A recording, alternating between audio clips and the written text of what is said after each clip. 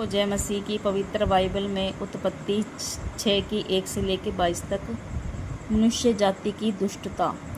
फिर जब मनुष्य भूमि के ऊपर बहुत बढ़ने लगे और उनके बेटियां उत्पन्न हुई, तब परमेश्वर के पुत्रों ने मनुष्यों की पुत्रियों को देखा कि वह सुंदर है, और उन्होंने जिस जिस को चाहा उनसे विवाह कर लिया।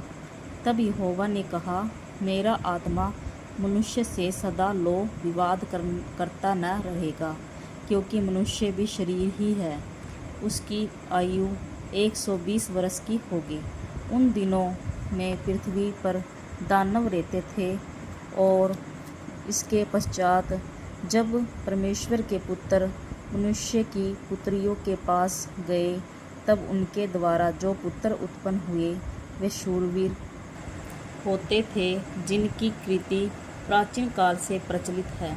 यहोवा ने देखा कि मनुष्यों की बुराई पृथ्वी पर बढ़ गई है, और उनके मन के विचार में जो कुछ उत्पन्न होता है वह निरंतर बुरा ही होता है। और यहोवा पृथ्वी पर मनुष्यों को बनाने से पछताया, और वह मन में अति खेदित हुआ। तब यहोवा ने कहा, मैं मनुष्यों को जिसकी मैंने सृष्टि की है पृथ्वी के ऊपर से मिटा दूंगा। क्या मनुष्य, क्या पशु, क्या रेंगने वाले जंतु, क्या आकाश के पक्षी, सबको मिटा दूंगा, क्योंकि मैं उनके बनाने से पछताता हूँ। परंतु यहोवा के अनुग्रह की दृष्टि नूह पर बनी रही। नूह की वंशावली यह है। नूह धर्मी पुरुष और अपने समय के लोगों में खरा था, और नूह परमेश्वर ही के साथ साथ चलता रहा। और नूह से शैम और हाम और येपेत नामक 3 पुत्र उत्पन्न हुए। उस समय पृथ्वी परमेश्वर की दृष्टि में बिगड़ गई थी और उपद्रव से भर गई थी। और परमेश्वर ने पृथ्वी पर जो दृष्टि की, तो क्या देखा कि वह बिगड़ी हुई है, क्योंकि सब प्राणियों ने पृथ्वी पर अपना अपना चाल चलन बिगाड़ लिया था। तब परमेश्वर ने नूह से कहा, सब प्राणियों के अंत करने का प्रश्न मेरे सामने आ गया है, क्योंकि उनके कारण पृथ्वी उपद्रव से भर गई है। इसलिए मैं उनको पृथ्वी समेत नष्ट कर डालूंगा। इसलिए तू गोपेर वृक्ष की लकड़ी का एक जहाज बना ले, उसमें कोठरियाँ बनाना और भीतर बाहर उस पर राल लगाना। इस ढंग से तू उसको बनाना। जहाज की लंबाई 300 हाथ, चौड़ाई 50 हाथ और ऊंचाई 30 हाथ की हो।